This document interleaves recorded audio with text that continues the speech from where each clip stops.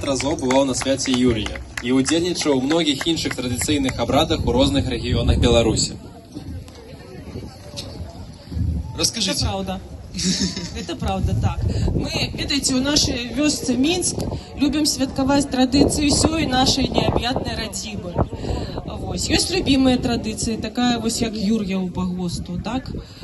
Але, ведаеце, менчукі до сих пор яшчэ святкуюць Вялікдзень праваслаўны. Дык мы вось вышлі вам велікодных папець троху. Вы не супраць?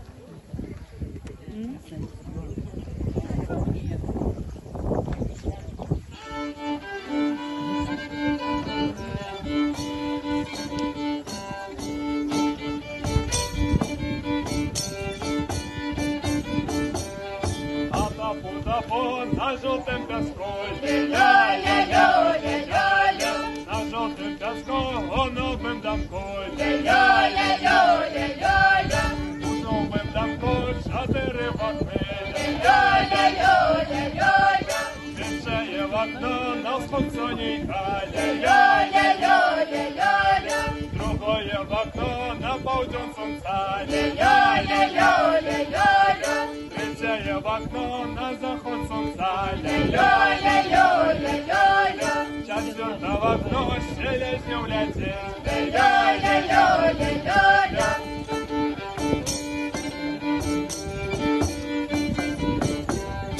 Селезню влетел, на столику сел, ля-ля-ля-ля-ля-ля, на столику сел, радость рассказал, ля-ля-ля-ля-ля-ля, что я во всем ел, все по-радочку, ля-ля-ля-ля-ля-ля, что я во всем ел, все по-радочку, ля-ля-ля-ля-ля-ля.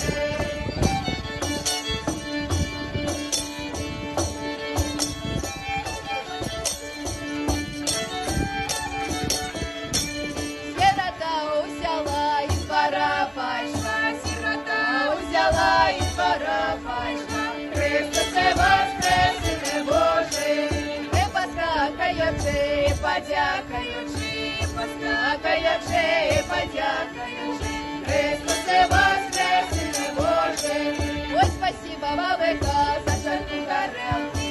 Ой, спасибо, бабка, за чарку горелки.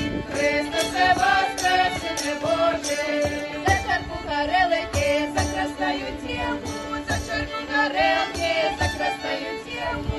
Христосе